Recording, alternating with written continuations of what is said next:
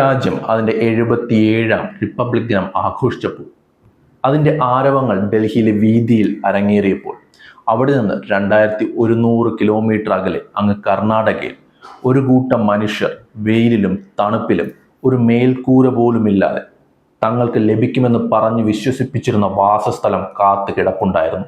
കഴിഞ്ഞ മാസമാണ് വസീം ലേഔട്ടിലെ ഫക്കീർ കോളനിയിലെ ജനങ്ങൾക്ക് അവരുടെ വീടുകൾ നഷ്ടപ്പെട്ടത്. ആ വീടുകളെല്ലാം അനധികൃതമാണെന്ന് പറഞ്ഞ് രാത്രിയോടെ വന്ന് കർണാടക സർക്കാർ ഇടിച്ചു നിരത്തുകയായിരുന്നു. ആർക്കും തന്നെ മുന്നറിയിപ്പുകൾ ലഭിച്ചിരുന്നില്ല.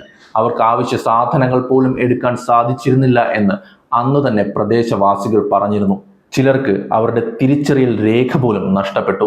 എന്നാൽ ആളുകളെ ഒഴിപ്പിക്കുകയാണെങ്കിൽ അവർക്ക് താമസിക്കാൻ മറ്റൊരു വാസസ്ഥലം കണ്ടെത്തിയതിനു ശേഷം മാത്രമേ അങ്ങനെ ചെയ്യാവൂ എന്ന വിമർശനം കർണാടക സർക്കാർ ഏറ്റുവാങ്ങി.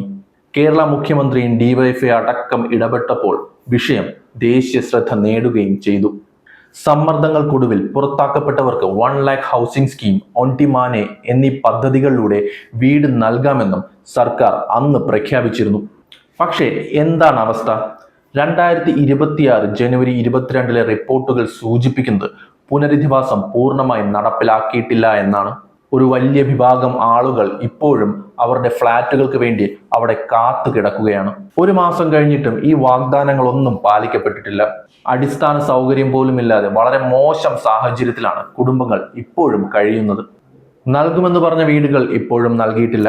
സഹായം എപ്പോൾ കിട്ടുമെന്ന കാര്യത്തിൽ യാതൊരു ഉറപ്പുമില്ല. ഭക്ഷണം, മരുന്ന്, സുരക്ഷ ഇതൊന്നും തന്നെ അവർക്ക് ലഭിക്കുന്നില്ല. കീറിപ്പറഞ്ഞ പ്ലാസ്റ്റിക് കവറുകൾ കൊണ്ടുണ്ടാക്കിയ കൂരകൾക്കടിയിലാണ് ഇവർ താമസിക്കുന്നത്.